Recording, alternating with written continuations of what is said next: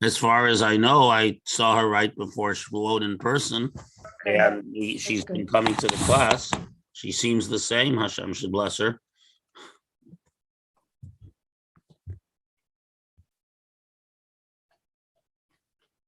Okay, very good. And now we're going to find this.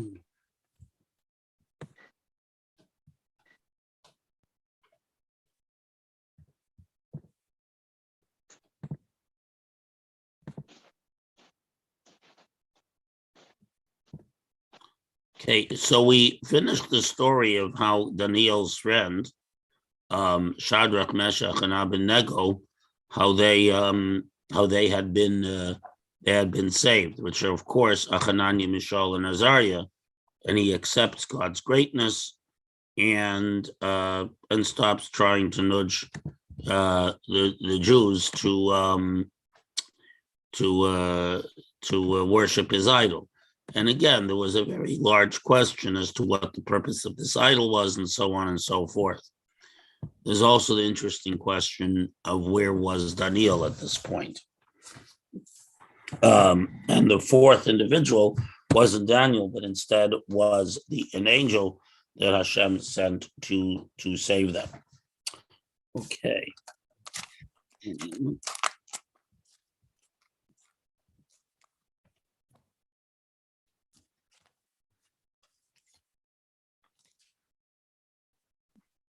And there'll be another dream soon. And the way it works is that in the book of Daniel, is the kings have visions, and Daniel interprets them and demonstrates them to be prophetic, though often they go much further down than much further along than Nebuchadnezzar and the Empire.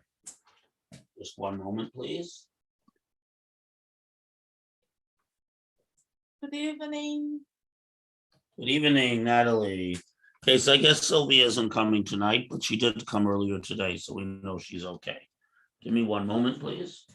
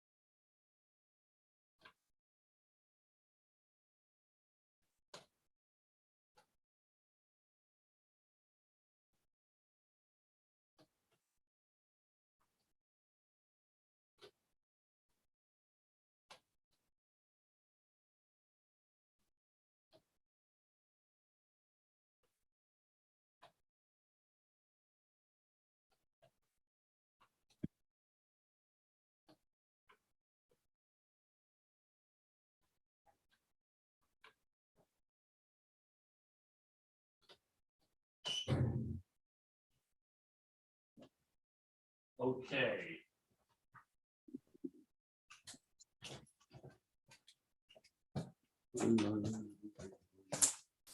Just 1 second.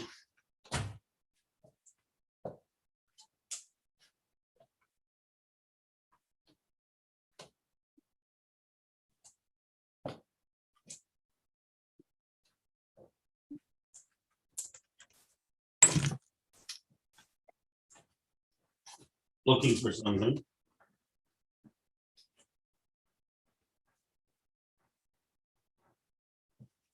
One more minute.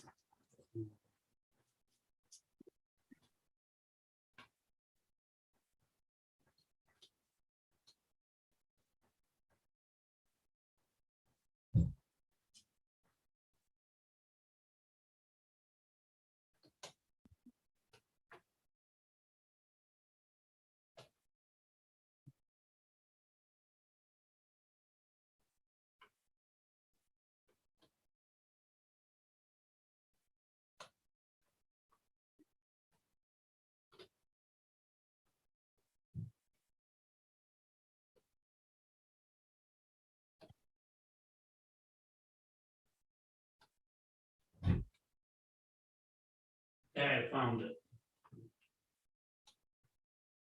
I was looking for something that got misplaced and I found it. Okay, people, sorry for the delay.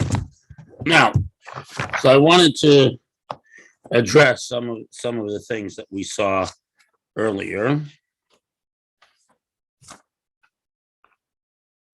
Rabbi, is the language different from the Talmud? Yeah, yes, it's a different type of Aramaic, Okay. a much earlier form of Aramaic. That's why. It's I'm talking 500 BC. Where it's from 700-800 years earlier than the language of the Talmud, and it's Eastern Aramaic, and the Talmud is Western Aramaic. So there's a lot of differences. Thank you.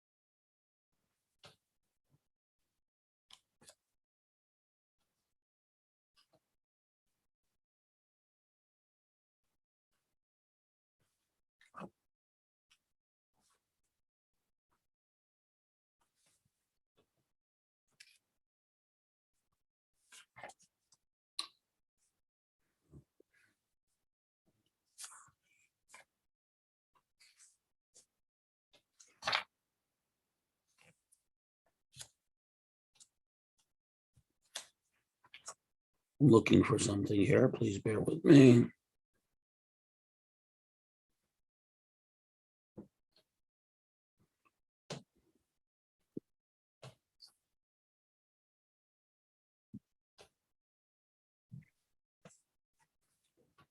Okay. One second.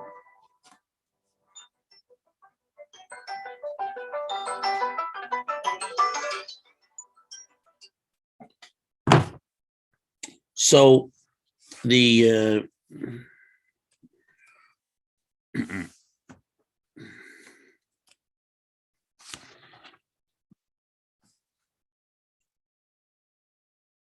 now, one of the interesting notes is that to some extent, Nebuchadnezzar, who destroyed the temple, wanted to set himself up as a god, replacing as if it were the god of the temple, because the height of his statue, 60 amot, was the height of the Temple of Solomon.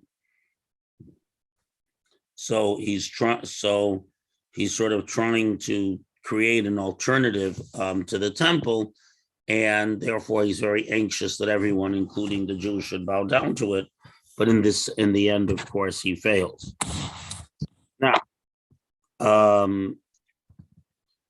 Now, later, Daniel gets in trouble with another king about not worshiping his idol, but right now, it's Hananiah, Mishael, and Azariah. So what's interesting is that Maimonides establishes from here proof that where it says that you shall sanctify my name amongst the children of Israel, that this is an obligation to give one's life rather than betray God. that if when is one offered the choice of death or idolatry, one must choose death. And indeed, this is what Hananiah and Mishael Azariah did. They were saved. This is what Hannah and her 7 sons did when they were killed, and all those people who allowed themselves to be killed rather than convert to Christianity when faced with the choice, the sword or the cross, during the Crusades and other points in the Middle Ages. Very often, when a group of crusaders, or in general, when Jews were accused of a blood libel, they were offered the opportunity to convert and thereby save their lives, and the vast majority of them refused to do so. This is also true in the case of Rabbi Akiva, after the Bar Kokhba revolt, when the Romans outlawed the practice of Judaism, many Jews gave their life rather than practice the Roman religion. And of course, that is what launched the Hanukkah story, because Jews who refused to engage in the Hellenic worship were persecuted and killed. And the Hasmonean said that since one must die rather than worship idols, we might as well fight and rebel. And that was the source of the whole Hanukkah story. So Hananiah, Mishael, and Azariah are the example that in exile, even without political power, that no one can force the Jew to go against his or her religion. Even at the threat of death will not sway a Jew, because a Jew knows that God's command are more important than life itself, because a person's life doesn't begin with birth and doesn't end at death. And therefore, though generally speaking, we're told to transgress any law of the Torah, but where a human being tries to force you to eradicate Judaism from yourself, to worship idols, to adopt a idolatrous faith, one is obliged to give one's life rather than do so. And the model is Hananiah, Mishael, and Azariah. This isn't just a story. This is a model that is the halachic source for the behavior of the Jewish people throughout the ages. What is interesting to note is that there is a debate regarding Islam, and Maimonides took the position that if someone threatens you with death to adopt Islam, so since Islam does not explicitly demand the worship of another god or deny God's oneness, that one may choose to save your life, but one is obliged to practice Judaism in secret and to escape to a place where one may worship God as a Jew as early and as quickly as possible. Other authorities, there's also an opinion that though one may save one's life in this matter, that it is permissible or even laudable to give one's life rather than adopt Islam under the threat of the sword. But Maimonides disagreed, because though it is heresy, it's not idolatry, and we're only commanded to give our life via idolatry. For a Jew, Christianity is idolatry because it divides God into 3 parts and so on. And therefore, though it's not idolatry for a non-Jew, it is idolatry for a Jew, and therefore a Jew must give one's life rather than give in to such a demand, as it happened throughout the Middle Ages. But we learn this as a practical fact from the sacrifice of Hananiah, Mishael, and Azariah. It is important to note that after the Middle Ages, when people realized, especially in Europe, that Jews would rather die than give up their beliefs, that particular mode of persecution, later they tried to wipe out all the Jews in the Holocaust, but that mode of persecution, to threaten Jews with death on pains of unless they convert, was so unsuccessful that that particular type of oppression ended by the time we get into the 15th century. Jews were often massacred and falsely accused of crimes and killed, but this wholesale attempt to convert by force ended with the Middle Ages because the Jews were stubborn in this regard. The only exception to this is Spain, where many Jews stayed in Spain and attempted to live as crypto Jews, and very often were found out by the Inquisition. And at that point, that many of them refused to reject their Judaism and were burnt at the stake. One of the interesting aspects of this is that as a result, because over time the knowledge diminished, because it was a very secret religion, there are now all kinds of people in the Spanish-speaking world, including in the New World, who probably are of Jewish descent and still have fragments of Jewish customs, but are completely lost to the Jewish people. Because the moment that one even superficially adopts another religion, it becomes very hard to maintain one's own. But at any rate, be that as it may, when the Jews were expelled from Spain, the vast majority left into very difficult circumstances. It's those who stayed who became the Marranos, the crypto Jews, who we read about and occasionally meet to this very day. Anyway, so those are all aspects of this story, which are important to understand, that even though Hananiah, Mishael, and Azariah were great people and merited to have a miracle, many Jews did not merit to have a miracle. But from this, we learn that if you are challenged to abandon your Judaism, someone asks you to engage in an idolatrous worship or be killed, one is obliged to give up one's life rather than engage in idolatrous worship, because the connection with God transcends this particular stage of life itself.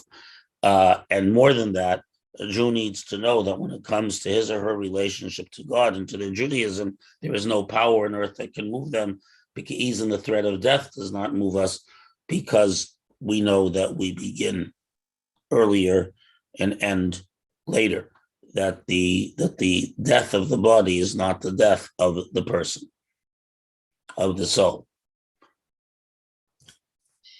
Yesterday was the anniversary of the arrest of Rabbi Yosef Yitzchak of Lubavitch, the sixth Lubavitcher Rebbe, who was arrested for disseminating Judaism in the Soviet Union, when though nominally the Soviet Constitution gave permission for religious activity, on the whole it was suppressed as being against the new Soviet idea, and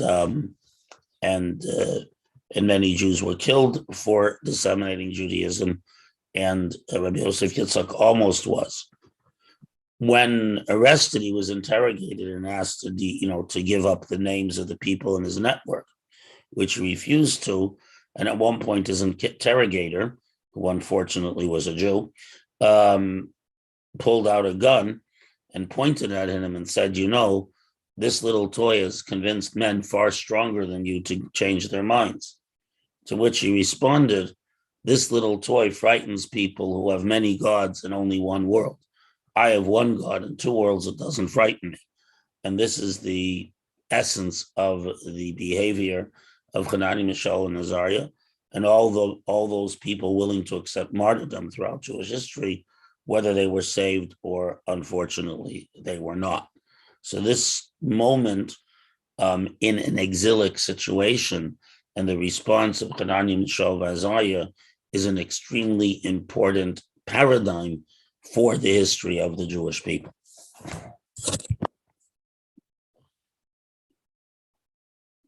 Okay.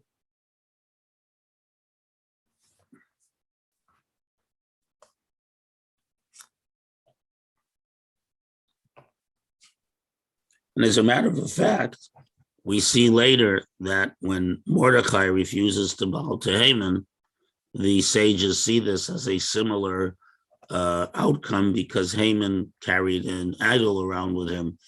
And when they bowed to him, they were bowing to his God. And according to the sages, this is the reason that Mordechai refused to bow to Haman. And we see this parallel, because otherwise, had it merely been bowing to a powerful person, there's no prohibition to bow down to an important person. There's a prohibition to bow down to an entity as a god or to another god.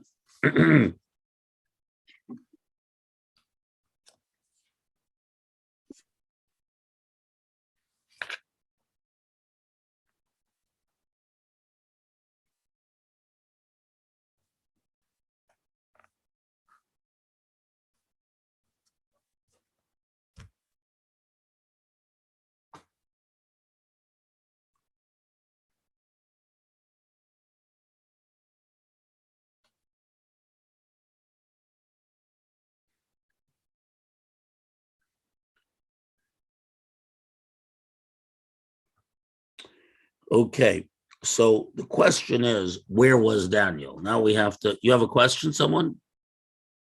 No, no one has a question, good. So now we know the question, where's Waldo, but this is a more serious question, where is Daniel? In other words, Daniel obviously would not be considered a great man and a prophet had he bowed to the idol. So the question is, where was Daniel? So the first answer is, if you remember, Nebuchadnezzar's command was to the great men and the leaders of each nation. So from the Jewish people, he chose 3 people, Hananiah, Mishael, and Azariah. He did not choose Daniel for whatever reason. That is one answer. So he wasn't there because he wasn't one of the leaders chosen to come and bow, because it wasn't the whole people, it was specifically leaders. Another, Rabbi, yes. why is it written here, the Most High God? Why did he needed to highlight that? Because Nebuchadnezzar this is Nebuchadnezzar, the evil king, speaking after Hanani, Mishael, Azariah were saved, and he recognizes that their God is more powerful than him. So since Nebuchadnezzar believed in many gods, he acknowledged God as the Most High God, as the God that is greater than all gods. Melchizedek, the king of Jerusalem, uses the same terminology when he meets Abraham, because everyone knew that there's a big God. Idol worshippers, at least the smart ones, felt that there are lower gods that take care of various issues, but the wise people of the nations, even the idol worshiping nations, understood there's ultimately an ultimate God, and Nebuchadnezzar acknowledges that this ultimate God actually is involved with everyday life. So and the next answer is found in the Pirkei. Yeah, go ahead. What, number 32, with me, I might have covered this already, but with me, if he was me to recite, who is me? Nebuchadnezzar is saying, Nebuchadnezzar sends to all his people, listen, God did this great miracle, saving these people for me. But Nebuchadnezzar is this ultimate egotist. So instead of saying, I shouldn't have thrown these people in the fire, he says, God did a big miracle for me. Look what he did. He showed me how great he was because I'm special. Nebuchadnezzar acknowledges God because he's forced to, but he doesn't change as a person. I mean, that's in subtext. You see constantly, Nebuchadnezzar is constantly doing evil things, and God is constantly sort of reining him in. But doesn't he worship idols or not? What? Doesn't he worship idols? Right, but at this point he's willing to acknowledge that there is a God who's greater than all the idols. Jeremiah says that the great people of the world, the smart ones, understand there's one God who created heaven and earth. They just imagine there's other independent powers, like a company of a CEO, then people get to run the divisions as they see fit. That God is an overseer, but not present in everyone's lives. With Hananiah, Mishael, and Azariah sort of forced to admit that God actually is present in everyone's lives. But the question of where was Daniel? So one is Nebuchadnezzar didn't choose him, and the logic being because Nebuchadnezzar suspected that the Jews will not give in, and he didn't want to have to burn Daniel because he had gratitude to him for interpreting his earlier dream. That is the more than that. when Daniel came up with this great answer, Nebuchadnezzar bowed to him and treated him like a god. So it could be he thought of Daniel as a demigod and didn't want to mess with him.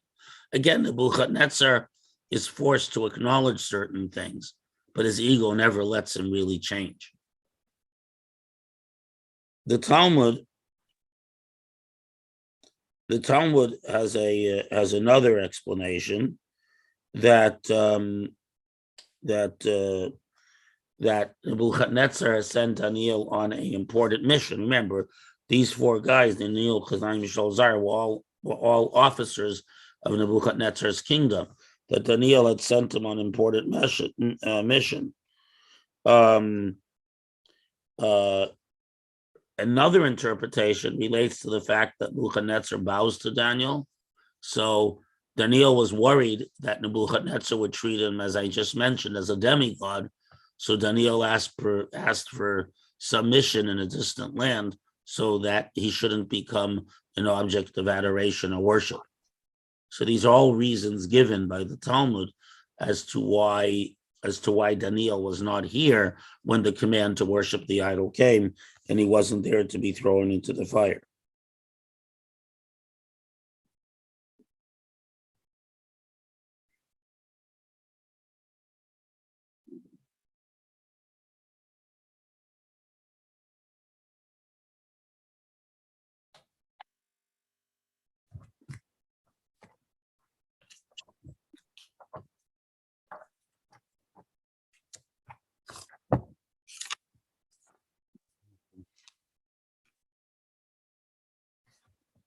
Okay. Now, another thing is,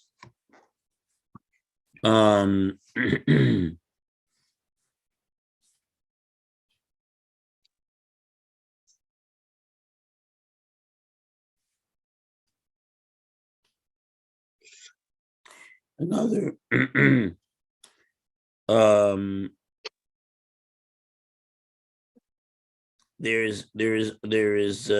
there's also an opinion that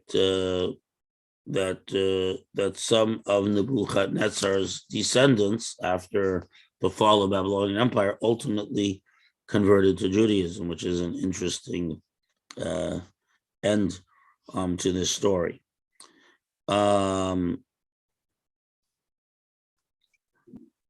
Another interpretation from one of the more modern commentators is that if you remember, and I'll show you the text so you'll get an idea, because it is an interesting question. You know, Daniel and these three people are always together, but here. So it says that that the satraps, the prefect, the governors, the judges, the treasurers, the counselors, the sheriffs, and all the rulers of the capital. So all these different people or officials had to bow down to the statue. Daniel was sort of an ambassador, an advisor at large, and like they have in the Israeli government, minister without portfolio, and therefore he was not called because he didn't have an official position, whereas Hananiah, Mishael, and Azariah did. Now we move on to the next scary dream that Nebuchadnezzar has. But before so, does anyone have a question about the Great Fiery Furnace episode before we move on to the next? Okay.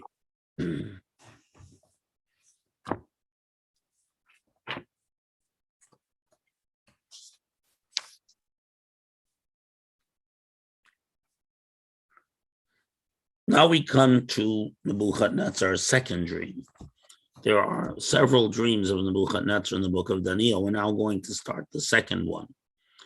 The first one was more straightforward in that it seems quite clearly to speak of the Babylonian, Persian, Greek, and Roman empires and the ultimate downfall of the Roman Empire and the final redemption of the Jewish people.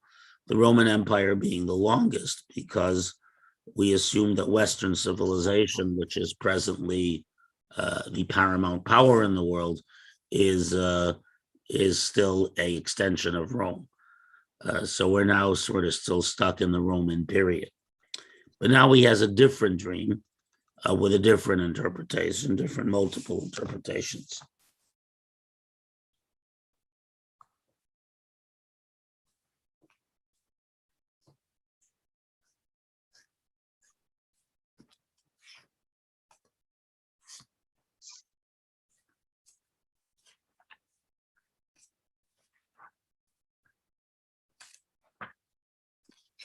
Okay, so now we come to the next dream.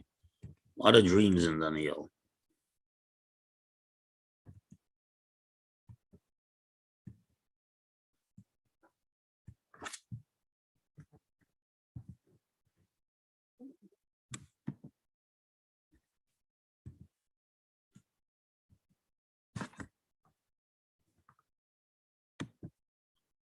Okay.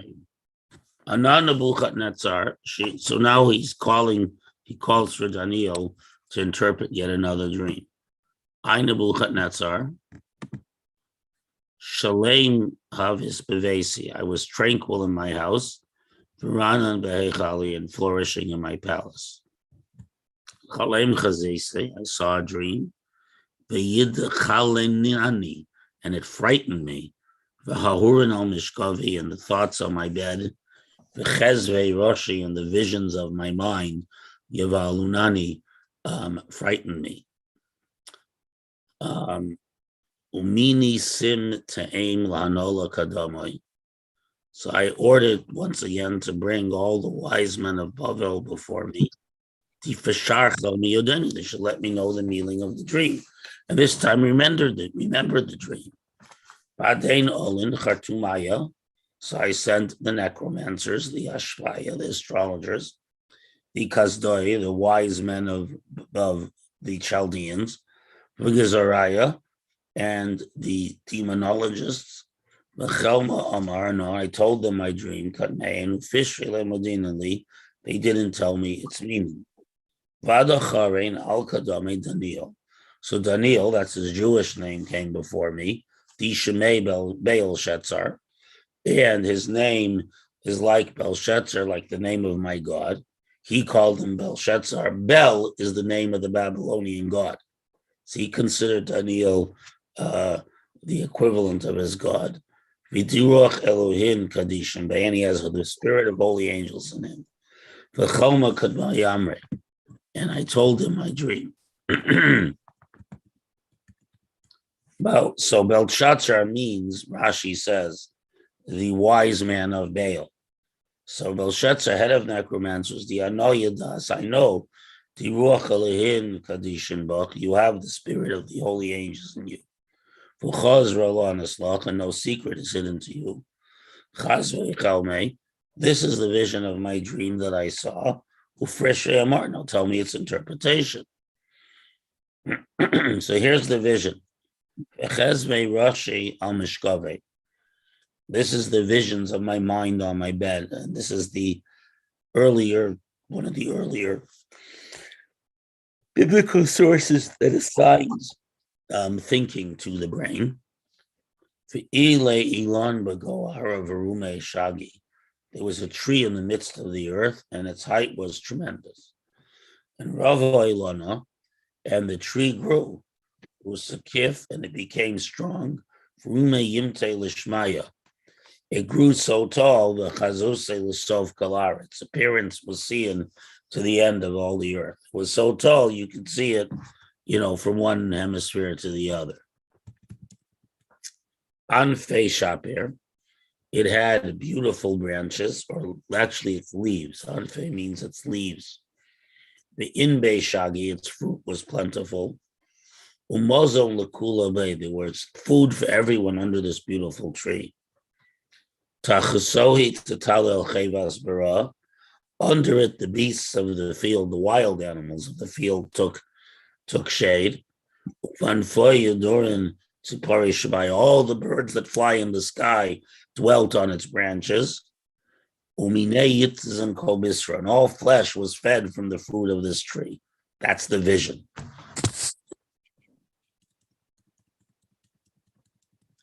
These are the visions of my mind on my bed. And behold, Ayer, V'Kadesh Min Shemaya Nochis, a wakeful Holy One descended from heaven. He saw a vision of an angel, because angels don't sleep, they're always awake. So he saw a vision that he understood to be an angel. And the angel called out very loudly, and he said as follows: Gedui lana, cut down this beautiful tree. V'katzitzu anfoy, and cut off its branches. Atere ofye, shake its branches off of the fruit of Vadru inve, and let its fruit be scattered far and wide. Let the beasts go away from it, no more food. For tzaparim and fire, and let the birds fly off its branches, no more branches. Ram Ikar Shashoy Bar, the angel says, leave its roots in the ground. A shavaku uva eser di parzo, and with fetters, with chains of iron and copper, with the saw, let it be. Let the roots be wrapped in iron and copper, and let it be filled with the dew of the heaven. And with the beast shall be its lot in the grass of the earth. In other words,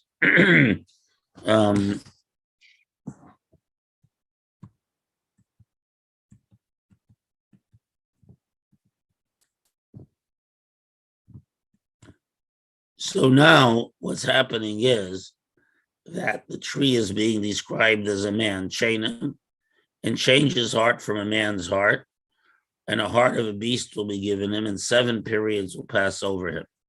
And by the decree of the wakeful ones is the matter, and by the word of the holy ones is the edict, in order that the living should know that the Most High rules over the kingdom of man, and whom he wishes he gives it, and the lowest of men he sets upon it. That's what he says. So the tree sort of turns into a person after the tree is cut down. The roots become being described as a person. It's a very strange change. And the person is given the heart of a beast and tied up in chains. And the reason for this whole vision is that you should know 2 things. One is that only God rules humanity. And secondly, he can give rule to whoever he wants. And even the lowliest person he can give rule to. So this is a really important point that the dream is making, that the angel is saying, even before we come to the interpretation of the dream. In other words, God gives rule to whom God gives power for reasons known to him. But because power comes from God, no one should imagine that just because you have power, you're great. You could be the lowliest, most immoral person. And for reasons known to God, God still gives you power. The lowest of the low can have great power, doesn't make them a great person, doesn't make them right, doesn't make them good. And as we'll see soon, that's basically what God tells Nebuchadnezzar. You may be great and powerful and rule half the world, but it doesn't make you a good person. Because I can make the lowest of the low powerful if for reasons known to me alone, says God, I choose to do so. In other words, we often think that people with great power are great people. But the fact is that a person with great power is given that power by God for reasons known to God alone. And if that person, we don't say, oh, that person is great and what they do must be right. A lot of times we say, oh, we make excuses for great people. It must be right what they do because they're so great, or they live by different rules than we do, and so on. So in this dream, Nebuchadnezzar is told this is all not true. I give power, says God, for reasons known to me, but that doesn't mean you're not the lowest of the low. And we'll see how God demonstrates this. The Nein Chalma, this is the dream, Chazes, that I saw, the king Nebuchadnezzar. The Ant Belshazzar, and you Belshazzar, Pishrei, tell me its interpretation. More Kokabidi, why? Because all the wise men in the kingdom cannot interpret it. And you who have the spirit of the holy angels in you, you will be able to interpret.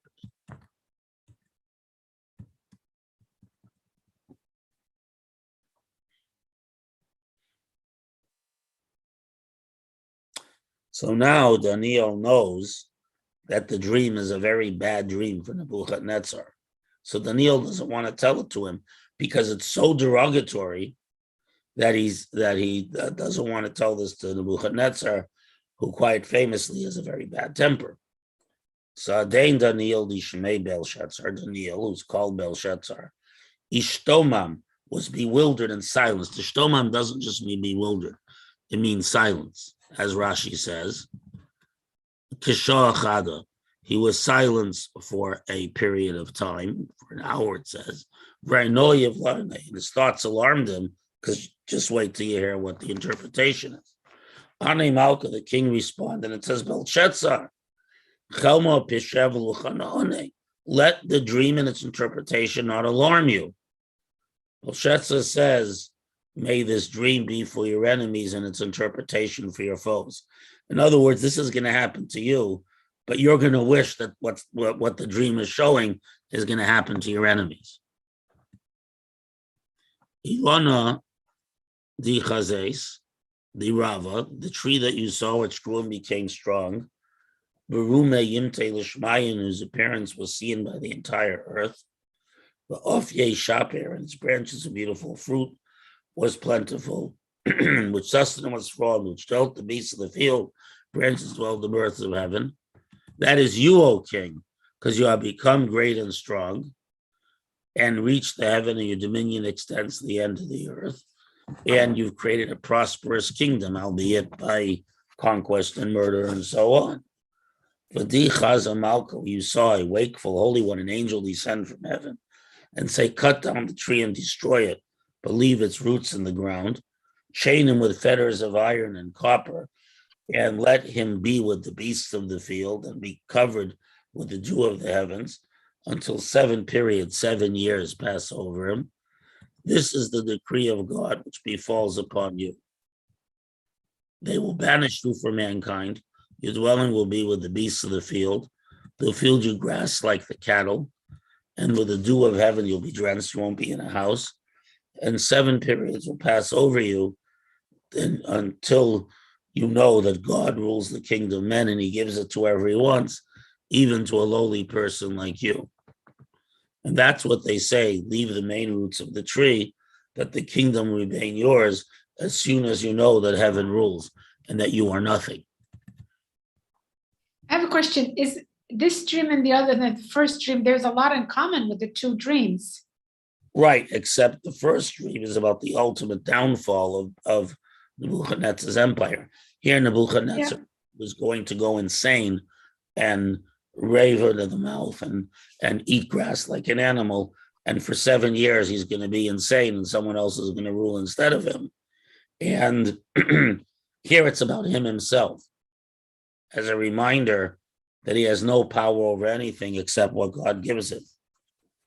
So there is a very strong connection with the 2 dreams. It's about the fall of his right. The difference is,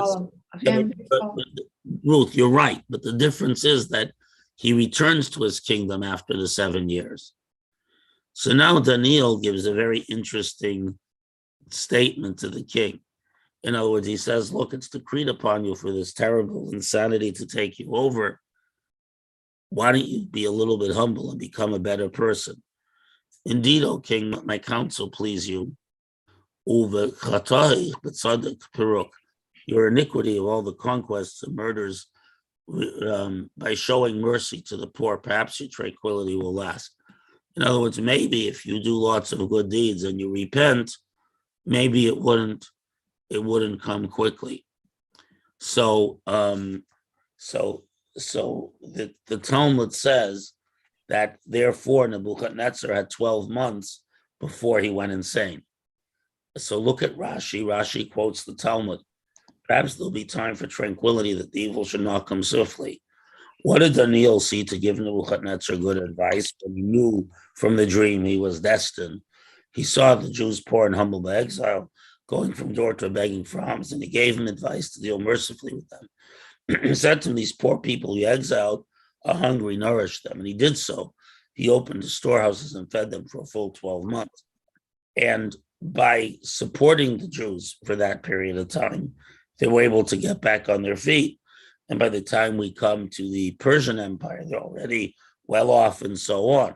By being supported and fed, they were able to begin businesses, they were able to acquire crafts.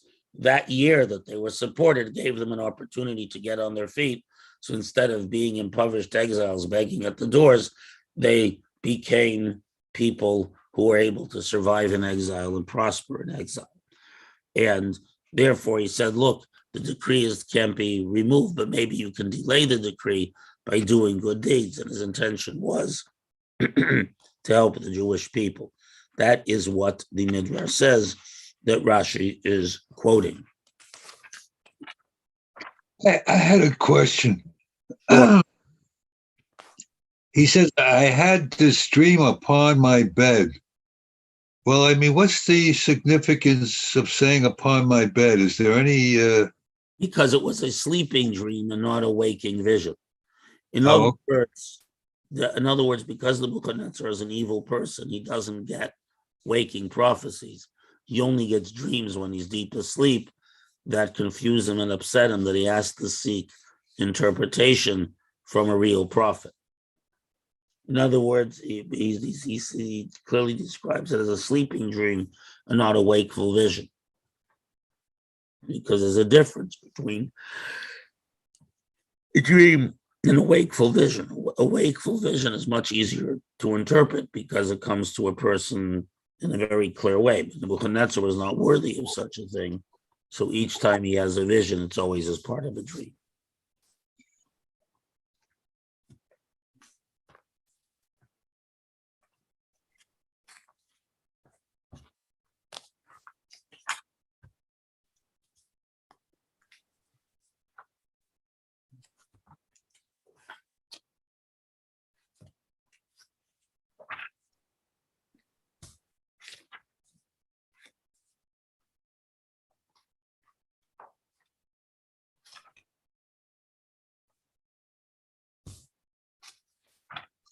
Okay.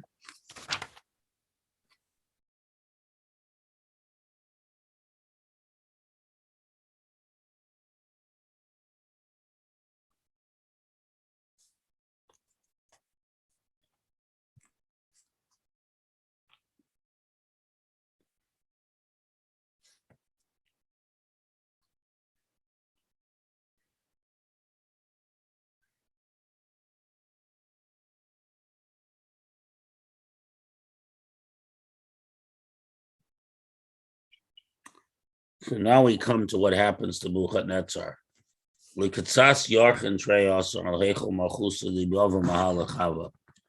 the end of 12 months, he was walking upon the royal palace of Babylon.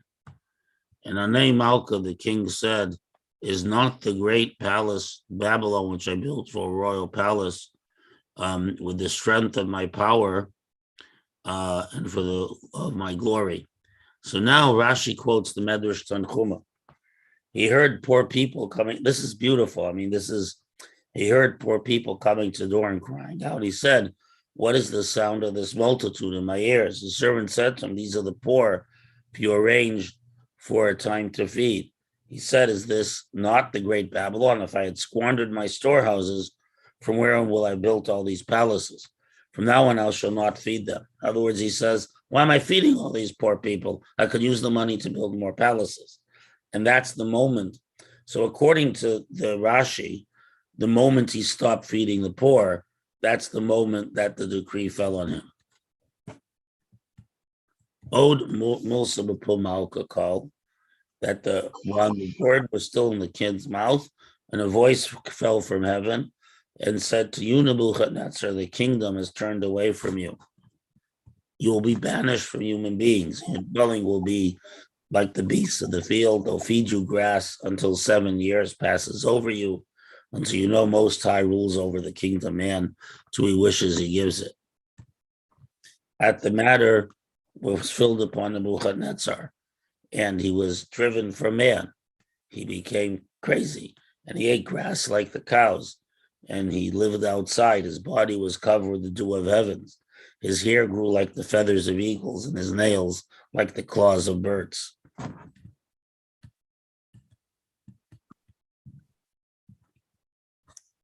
At the end of those 7 years, his human sensibilities returned to him, and he said, "I, Nebuchadnezzar, my understanding has returned to me," because for those 7 years he was in a state of complete beastiness, and he had no understanding or awareness of his situation other than his suffering. And I bless the Most High, and I praise and glorified him who lives to eternity, whose dominion is eternal dominion, and whose kingdom is with every generation. And all the inhabitants worth is nothing. And according to his will, he does what he wishes with the host of heaven, the inhabitants of the earth. And no one can complain and say, "What have you done?" In other words, whatever God does is just. And now the understanding was restored to me, and I returned to the glory of my kingdom, and my splendor was restored to me. When he ceased being insane and eating grass and rolling in the field, they took him right back as a king. Tells you something about the structure there and the awe they held in the king. And my leaders were seeking me, and I was established upon my kingdom, and excessive greatness was added to me. Question is, did he change? Now I, Nebuchadnezzar, praise and exalt the King of heaven, whose works are true, whose ways are just, and it can humble those who walk with arrogance. So this is where he is after 7 years of living like cattle. And at some point after this, he dies. So we find that so now we come to the end of the Babylonian Empire, the beginning of the Persian. So the history is that Evil-Merodach, Nebuchadnezzar's son, ruled while Nebuchadnezzar was running around in the fields eating grass. When he was returned to his sanity, Evil-Merodach became king for a short while. Then he died, and his son Belshazzar became king.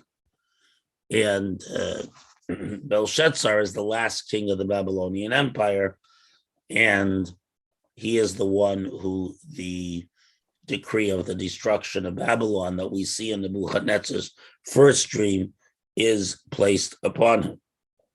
So I had a question. Sure. Since Nebuchadnezzar is a historical figure that appears not only in the Bible. Oh yeah, we have a lot of inscriptions by him.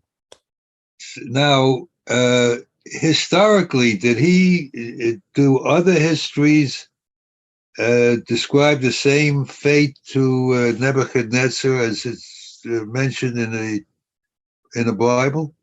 The answer is only those histories that follow the Bible, because I can assure you that ancient kings never talked about their defeats or their downfalls or the disasters. There will be no mention in any text or tablet of this event because it would have been erased from any official record. Remember, in those days, official records were made by kings. People didn't have Facebook pages. They didn't even have diaries. You know what I mean? The only things that have come down to us are clay tablets and stone inscriptions that are all made by kings and by leadership. So people say, where's the Exodus? The answer is whichever pharaoh the Exodus happened under, he's not going to mention it. And the fact is that that the greatest disasters of the ancient world tend not to be mentioned except by the victors.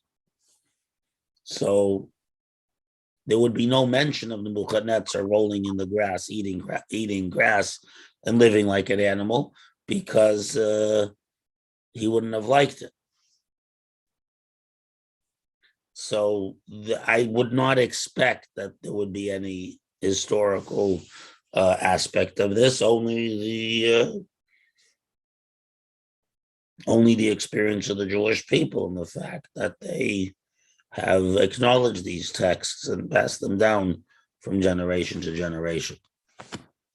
But I do not know of any external source for this.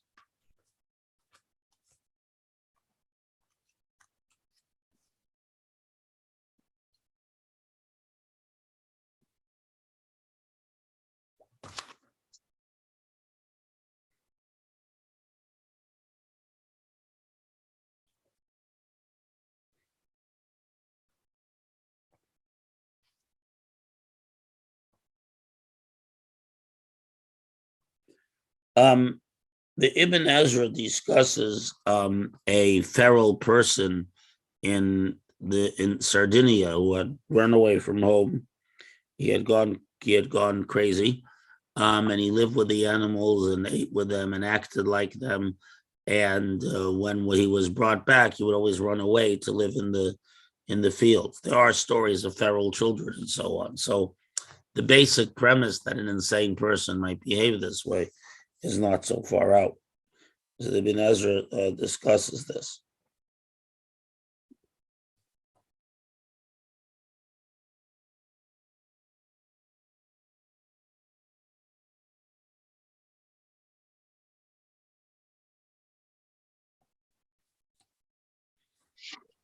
And so we don't hear any more about Nebuchadnezzar because after this he dies. Okay.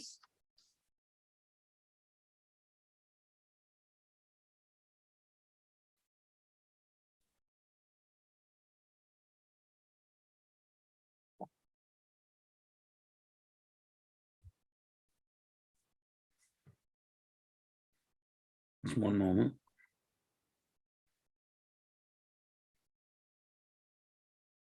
Oh, you know what? Herb? Yeah. You are right. There is a king of Babylon mentioned in Babylonian texts who became a leper and lived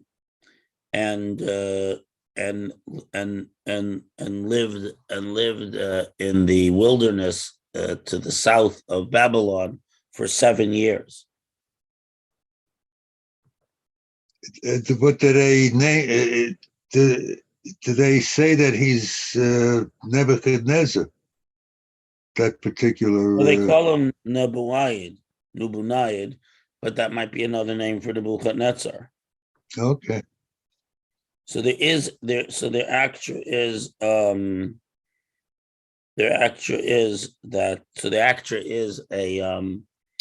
such a legend that came to us in the Babylonian text, in spite of the fact that the king probably didn't want them sharing it. Very interesting.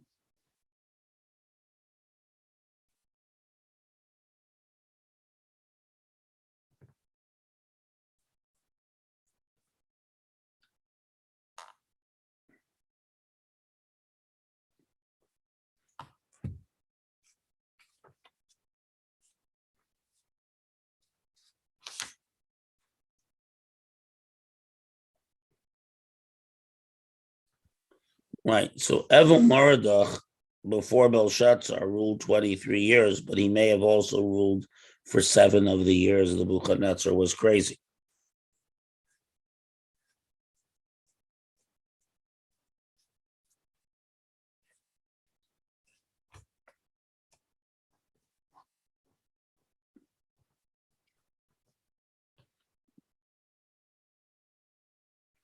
Some Babylonian sources have more kings of Bavel, but at any rate, the basic idea is there. Okay, so now we're going to come to the famous handwriting on the wall and the famous expression, and that is about the downfall of Bavel. And we'll discuss how that relates to the temple and the like, God willing, next week.